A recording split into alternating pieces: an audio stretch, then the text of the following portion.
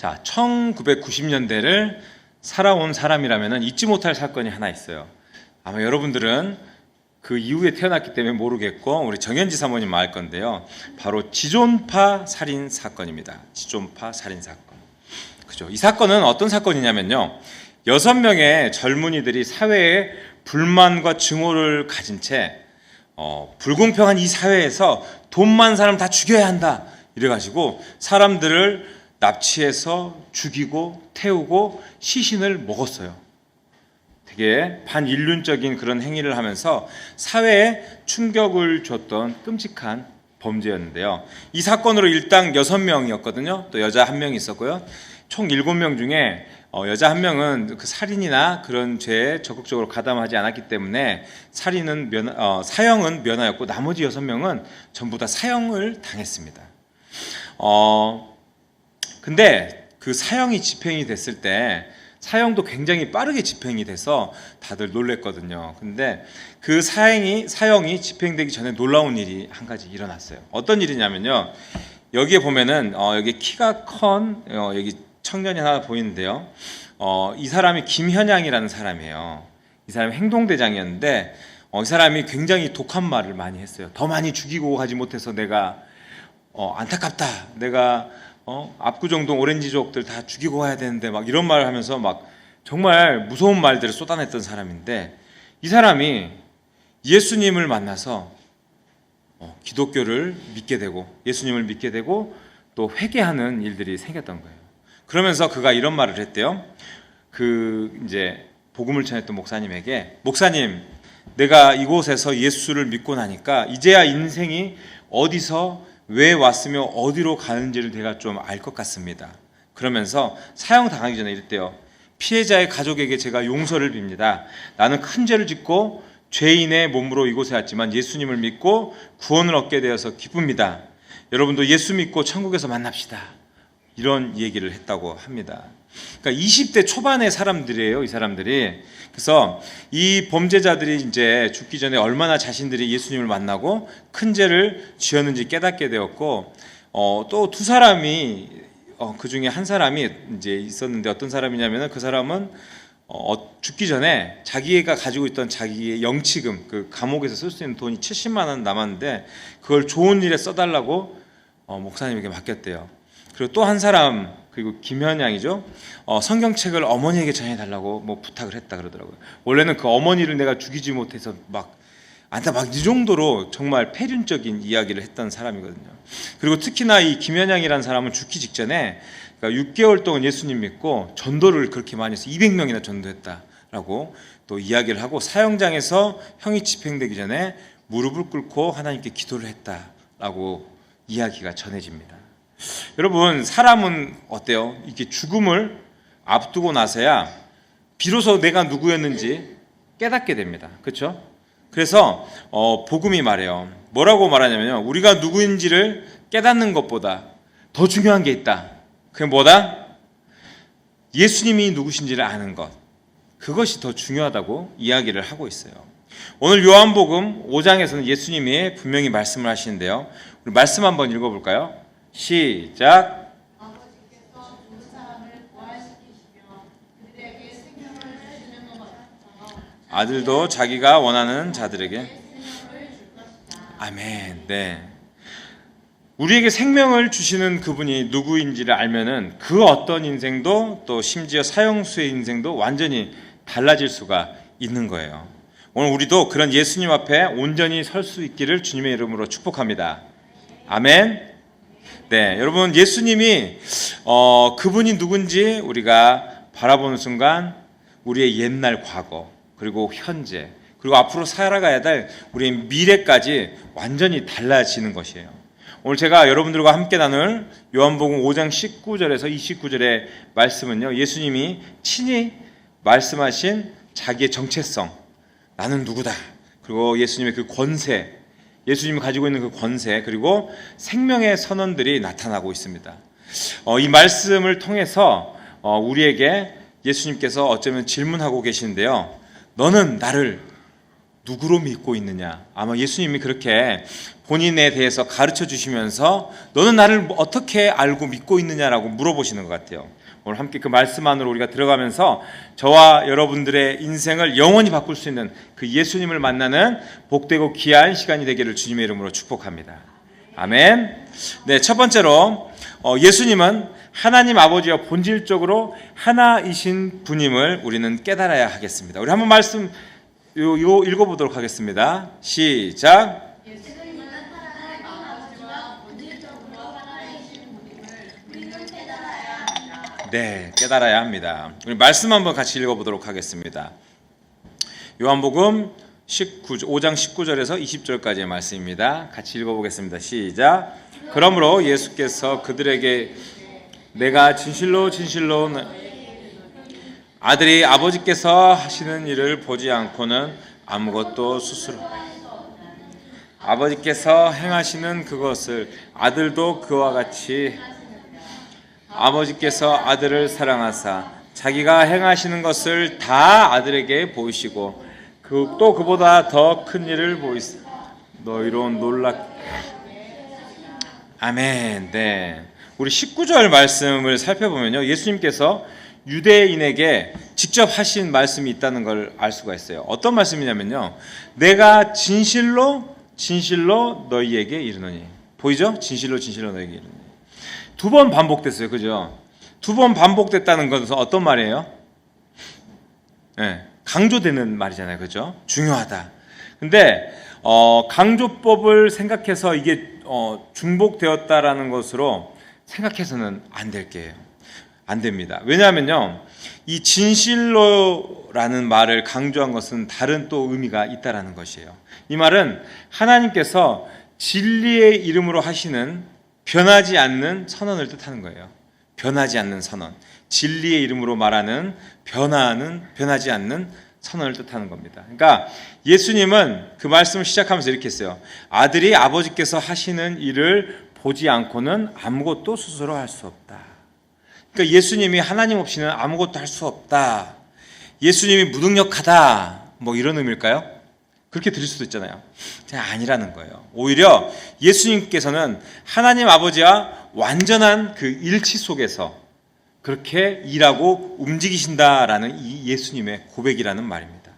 예수님께서는 하나님 아버지께서 하시는 일을 보고 그 일을 그대로 행하셨던 분입니다. 아버지와 아들이 서로 따로따로 다른 방향으로 일을 하지 않았다라는 것이에요.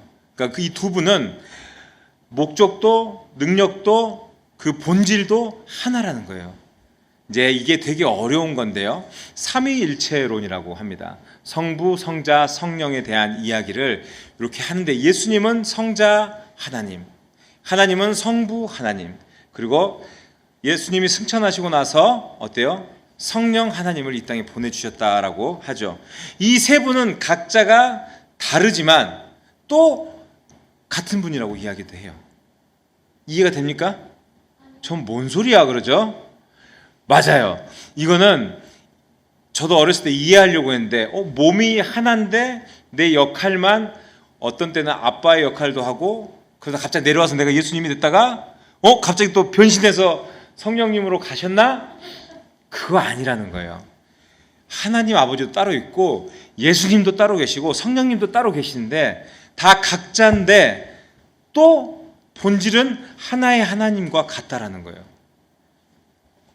계속 말을 설명을 해도 설명이 안 되는 뭔 궤변인가 싶습니다. 근데 이게 삼위일체론이고요. 우리가 어떻게 받아들이면 되냐면은 우리가 인간의 유한성으로 하나님의 무한하신 것들을 다 이해할 수 없다.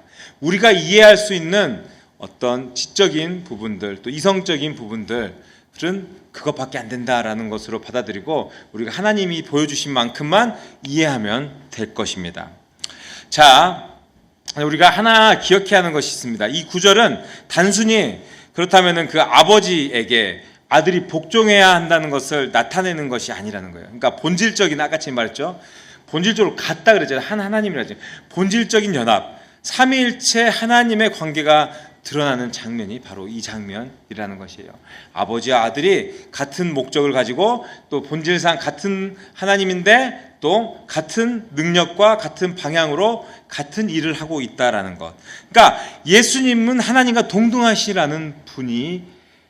분이라는 것을 이야기하고 있다라는 거죠. 여러분 한번 잘 생각해 보세요. 예수님이 병든 자를 고칠 때, 또 예수님이 죄인들을 용서할 때, 또 예수님이 죽은 자를 살릴 때 어땠어요? 그 일이 단순한 기적이 아니라 내가 하고 싶어서 했던 일이 아니라 하나님 아버지의 뜻이 이 땅에 드러나도록 했던 순간이었음을 기억하는 거예요. 그러니까 내가 내 능력을 발휘하고 그 기적을 행했던 게 나 자랑하려고, 나 이만큼 권세 있어 보여주려고 하는 게 아니라 하나님 아버지의 뜻이 이 땅에 드러나게 하기 위해서 하나님께서 그렇게 행하셨다라는 거예요.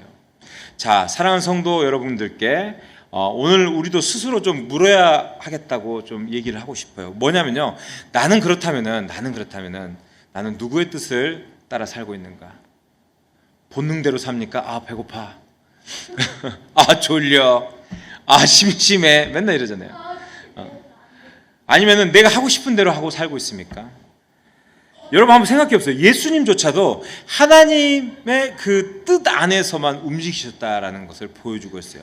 그러면 우리는 얼마나 하나님의 자녀된 백성으로서 하나님의 뜻 안에서 거하면서 살아야 하겠습니까? 그렇죠? 하나님의 뜻 안에서 거하면서 살아야 될 거 아니에요. 예수님은 아버지와 하나였다 그래요. 하나였다고. 그분은 자기 뜻이 아니라 아버지의 뜻을 행했다 그래요. 이것처럼 우리도 진짜 능력 있는 삶을 살기 위해서 우리가 하나님의 자녀라면은 자기를 주장하는 삶이 아니라 하나님께 복종하고 순복된 삶을 살아가야 하는 것입니다. 오늘 함께 읽었던 아들이 아버지께서 하시는 일을 보지 않고는 아무것도 스스로 할 수 없나니라는 이 말은요, 단순히 복종이 아니라 이 말은 본질적으로 하나라는 이야기를 하고 있는 것입니다. 예수님은 하나님 아버지와 완전히 일치된 분이셨고 또 아버지의 마음, 아버지의 뜻, 아버지의 계획을 하나도 놓치지 않고 품고 행하셨던 것을 볼 수 있습니다. 그래서 유명한 찰스 스윈돌 목사님이 이런 이야기를 요한복음 주석에서 설명을 하는데 뭐라고 설명하느냐? 예수님의 사역은 단순한 모범이 아니라 아버지의 마음을 그대로 보여주는 살아있는 창이었다라고 이야기를 합니다. 그래서 영어로 이렇게 얘기해요. 아버지와 아들의 깊은 관계와 완전한 연합에 대해서 Jesus is the visible expression of the Father's will. 그러니까 예수님은 아버지의 뜻이 눈에 보이도록 표현된 분입니다. 이런 이야기예요. 그러니까 예수님 자체가 하나님 아버지의 뜻을 이 땅에서 행하시기 위해서 내려와서 표현했다라는 것을 이야기하고 있는 것이죠. 우리도 실은 마찬가지예요. 그리스도인은 하나님을 따르는 사람들이 맞잖아요, 그죠? 사람들이 맞는데 그것을 더 뛰어넘어야 됩니다. 하나님을 따르는 것이 아니라 더 뛰어넘어서 하나님의 마음에 우리가 참여하는 사람이 되어야 한다는 거죠. 그렇다면 여러분들 하나님의 뜻에 민감하게 반응하며 살고 계십니까? 한번 물어보세요, 스스로한테. 하나님의 뜻에 민감하게 반응하고 살고 계세요? 하나님이 기뻐하실까요? 내 삶의 결정 앞에서 우리가 주님, 아버지의 마음은 어디에 있습니까? 아버지, 제가 어떻게 하기를 원하십니까? 이런 질문들을 하면서 우리가 살아가고 있는지, 여러분의 삶은 누구의 뜻에 따라 움직이고 있습니까? 내 뜻대로 움직입니까? 내가 내 삶의 주인이니까 내가 하고 싶은 대로, 내가 원하는 대로 그렇게 살아가고 계시나요? 고민을 해봐야 되는 문제입니다. 이 시간 우리의 많은 신앙의 모습들 가운데에 그 본질이 어디를 향하고 바라보고 있는지 깨닫는 복된 시간이 되시기를 주님의 이름으로 축복합니다. 아멘. 네, 두 번째입니다. 네, 다 넘어가 버렸네요. 두 번째는 예수님은 우리에게 새 생명을 주시는 분이라는 겁니다. 한번 읽어보도록 하겠습니다. 시작. 자, 우리 말씀 한번 크게 또박또박 읽어보겠습니다. 시작. 아버지께서 죽은 자를 일으켜 살리신 같이 아들도 자기가 원하는 자들을 살리느니라. 아버지께서 아무도 심판하지 아니하시고 심판을 다 아들에게 맡기셨으니 이는 모든 사람으로 아버지를 공경하는 것 같이 아들을 공경하지 아니하는 자는 그를 보내신 아버지도 공경하지 아니. 내가 진실로 진실로 너희에게 이르노니. 크게 읽으세요. 심판에 이르지 아니 사망에서 생명으로 옮겼느니라. 진실로 진실로 너희에게 죽은 자들이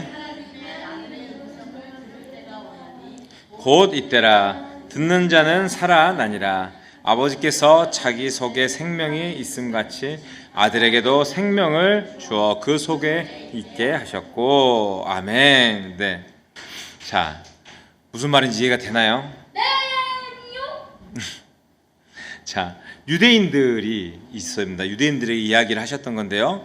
유대인들은 죽음 이후에 대한 두려움을 안고 살았어요. 여러분들 죽음 이후가 좀 두렵습니까? 두렵지 않습니까? 두렵지 않아야 합니다. 네. 이들은 율법을 지키지 못하면은 나는 하나님에게 버림받을까? 심판의 날에 나는 영생을 얻지 못할까? 이런 염려를 했어요. 근데 예수님께서 선포하십니다. 21절에 아버지께서 죽은 자들을 일으켜 살리심같이 아들도 자기가 원하는 자들을 살리신다라고 이야기를 하고 있습니다.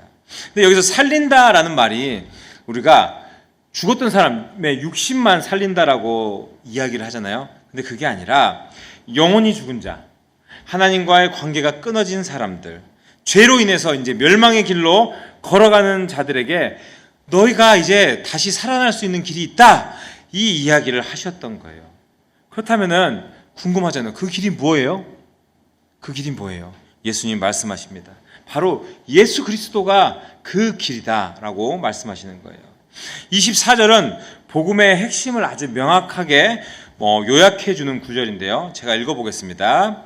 내 말을 듣고 또 나를 보내신 이를 믿는 자는 영생을 얻었고 심판에 이르지 아니하나니 사망에서 생명으로 옮겼느니라. 아멘. 믿으시면 아멘 하시기 바랍니다. 아멘. 네. 여러분, 영생을 우리가 얻은 것은요, 조건부로 얻은 게 아니에요. 조건부가 아니라 예수님께서 선언하셨어요. 예수님을 믿은 자는 이미 지금 사망에서 생명으로 옮겨졌다는 거죠. 이것은 우리가 미래에 일어날 일, 우리가 죽었을 때 우리는 그때 갑니다라는 게 아니라 지금 현재의 현실이라는 거예요. 우리는 믿은 자고 사망에서 생명으로 옮겨진 자들이고 천국을 소유한 천국 백성이라는 이야기입니다. 그렇기 때문에 영생을 얻은 우리에게 그 심판의 날, 제가 처음에 물어봤죠. 죽음 이후에 심판이 무섭습니까? 그 심판의 날은 두려운 게 아니에요. 왜냐하면 우리는 이미 생명에 있는 사람들이기 때문에, 생명이 있다는 확신이 있기 때문에 그 심판의 길에 담대하게 걸어갈 수가 있다는 겁니다. 또한 예수님은 단지 우리에게 생명을 주시는 분이 아니에요. 그러니까 예수님 자신 스스로가 우리의 생명이 되신다라는 거죠. 그래서 그분을 만난 자는 어때요? 살아납니다. 여러분들 예수님 만나셨습니까? 네. 예수님 만난 자는 살아나고요. 예수님 만난 자는 소망 없던 삶에서 눈빛이 살아나는 것을 볼 수가 있어요. 눈빛이 달라지고요. 절망 가운데 내 삶이 빠져 있더라도 그 가운데서 주님이 나의 생명 되시고 나에게 영생을 주셨고 나의 소망이 되시기 때문에 그 속에서 찬송을 부를 수가 있는 거예요. 내가 어렵고 힘들고 나의 문제들이 너무나 산적해 있어서 내가 정말 괴로울 수 있어도 내가 주님 안에 속해 있고 영생을 얻었기 때문에, 내가 천국을 소유하였기 때문에, 우리는 다 죽어서 천국에서 만날 수 있는 사람들이기 때문에, 주님과 함께 할 수 있는 그런 자들이기 때문에 우리는 그 가운데서도 찬송을 부를 수가 있다라는 것입니다. 여러분, 그래서 이 말씀은 인생의 무너진 터 위에서도 다시 일어설 수 있는 이유가 되는 것입니다. 왜냐하면요, 그분이 생명을 일으키시는 우리 주님이시기 때문입니다. 네, 유명한 팀 켈러 목사님께서 21절의 이 구절을 그의 책이 있습니다. 하나님을 믿는 이유라는 그 책에서 이렇게 풀었어요. 예수님은 당신을 좀 더 좋은 사람으로 만들기 위해서 이 땅에 오신 게 아닙니다. 그렇죠? 그럼 어떻게 오셨을까요? 당신을 완전히 새로운 존재로 다시 태어나게 하기 위해서 오셨다라는 거예요. 여러분, 얼마나 위대한 이야기입니까? 우리가 죄인 되었는데 죄인에서 신분만 바꿔주는 게 아니라 완전히 새 사람으로 태어나게 만들어 주셨다라는 것을 이야기하는 거예요. 이전 사람은 죽고 이제 새 사람이 되었다라는 것을 말씀하고 있다라는 겁니다. 여러분, 이 표현을 팀 켈러 목사님이 부활 설교나 복음 설교를 할 때 자주 하셨던 표현이에요. 그러니까 복음의 그 본질을 꿰뚫고 들어가면은 우리에게 복음이 들어오면 어때요? 우리의 변화가 아니라, 변화에서 멈추는 것이 아니라 부활하고 또 개선이 아닌 재창조된다라는 것을 이야기하는 거예요. 새롭게 태어난다라는 것을 설명하는 것입니다. 자, 여러분은 복음을 통해서 새롭게 태어나신 존재들이 맞습니까? 맞으면 아멘 하십시오. 아멘! 네, 아멘 큽니다. 깜짝 놀랐어요. 네, 어떤 심장을 이식받은 환자가 죽음에서 그잖아요. 살아났기 때문에 너무 감사해서 매일 아침 눈 뜰 때마다 이런 얘기를 했대요. 이 심장은 내가 누군가의 희생을 통해서, 그렇잖아요. 사람이 심장을 2개 가질 수는 없잖아요. 신장은 2개 가져서 이식시켜 줄 수 있지만 하나를 내가 가지고 하나를 남을 줄 수 있지만 누은 어때요? 뇌사자, 죽음을 앞둔 사람이 내 심장을 다른 사람한테 주고 나는 생명을 잃는 거잖아요. 그러니까 누군가의 이 심장은 희생으로 주어진 것이다. 너무 감사한 거 아니에요? 그분한테 미안하지만 누군가의 죽음을 통해서 내가 그 심장을 공여받았기 때문에 나는 너무 누군가의 희생으로 주어진 삶이기 때문에 늘 잊지 않고 기억하며 감사한다라고 이야기를 했대요. 그러면서 심장 이식받은 그 환자의 삶이, 그래, 이거는 이제 자신만의 것이라고 할 수 없다. 이건 나만의 것이라고 할 수 없다. 더 이상 나만의 생명이 아니라 다른 사람의 그 희생 위에 세워진 새 생명이었기 때문에 내가 더 열심히 살아야 되겠다. 더 변화된 삶을 살아야 되겠다라고 이야기를 했대요. 어쩌면 우리 구원도 이와 비슷합니다. 예수님께서 우리를 위해서 어때요? 십자가에서 자기의 생명을 내어주셨기 때문에 우리는 죽을 자, 지옥 갈 수밖에 없는 자에서 살 자로 생명이 옮겨진 새 생명을 얻은 사람들입니다. 그렇다면 우리 어떻게 살아야 되겠습니까? 우리가 자주 잊고 살아요. 받은 그 생명을 감사하며 살아야 하는데 우리는 자주 잊고 삽니다. 우리의 삶을 바라보고 현실만 바라보면서 자주 잊고 삽니다. 그래서 과거에 어두웠던 삶의 우리의 흔적들, 또 나의 어떤 하루하루의 죄책감, 이런 것들을 묶여서 살 때가 참 많이 있습니다. 근데 여러분, 기억하셔야 되는 것은 사망에서 생명으로 우리는 옮겨졌다라는 그 사실을, 또 놀라운 은혜를 기억하며 감사하면서 살아가시기를 바랍니다. 그러면서 내 안에 살아계신 예수님의 말씀 따라 살아가시는 우리 모든 성도님들의 삶이 될 수 있기를 주님의 이름으로 축복합니다. 아멘! 네, 세 번째입니다. 세 번째는 예수님은 마지막 심판의 재판장이 되십니다. 우리 한번 읽어보겠습니다. 시작. 예수님은 마지막 심판의 재판장이 되십니다. 자, 우리 말씀 한번 읽어보겠습니다. 시작. 또 인자들과 말미암아 심판하는 것을 주셨습니다. 이를 받았고 믿지 말라. 무섭게 자가 다 그의 말씀을 들으라. 선한 일을 행한 악한 일을 행한 자는 심판. 아멘. 네. 마지막으로 예수님은 자신이 심판자가 되셨다는 것을 이야기하고 계세요. 그러니까 이 말씀이 어쩌면요, 이 말씀을 듣고 있었던 이 당시 유대인들에게는 너무 충격이었을 거예요. 왜냐하면은 그 사람들은 오직 하나님만이 심판한다라고 믿고 있거든요.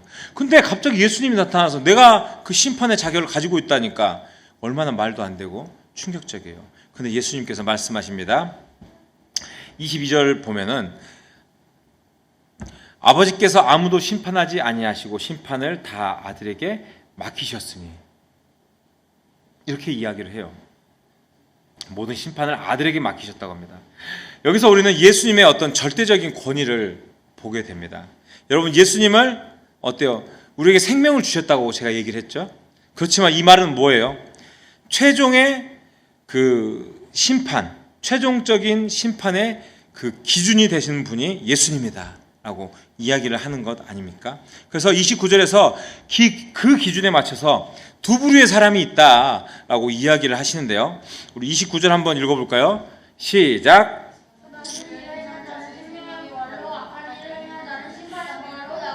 아멘. 네. 자, 우리 이 말을 읽으면 이렇게 이해할 수 있어요. 아, 내가 착한 일을 많이 하면은 천국 갈 수 있구나. 나쁜 일을 많이 하면은 지옥 가겠구나. 이렇게 들리잖아요, 그죠? 근데 그런 문제를 뛰어넘는 말입니다. 그러니까 요한복음의 전체적인 문맥에서 선을 행한 자라는 이야기는 무엇을 뜻하냐면요, 예수님의 말씀을 듣고 믿는 자, 그러니까 한마디로 복음을 받아들인 자를 선한 일을 행한 자라는 거예요. 그러니까 우리가 생각하는 선은, 그죠, 도덕적인 선들, 그죠, 그런 어떤 행위를 하는 것을 선한 일을 했다라고는 하잖아요. 그렇지만 하나님께서 말씀하시는 이 선의 기준은요, 그런 행위적인 것 말고 하나님을 올바로 믿는 것, 그것이 선이라고 이야기를 하시는 거예요. 그렇게 되면은 행동으로서 우리의 삶이 성화되면서 그런 행위적인 선한 일들은 저절로 따라오게 돼 있는 것입니다. 자, 반면에 복음을 거절하고 스스로 선하다고 여긴 사람도 있을 거 아니에요. 내가 착한 일 많이 해. 다니면 그래요. 나 착한 일 많이 해. 봉사활동도 많이 다녀. 나는 그래서 천국 갈 거야. 자기 기준입니다. 자기 기준.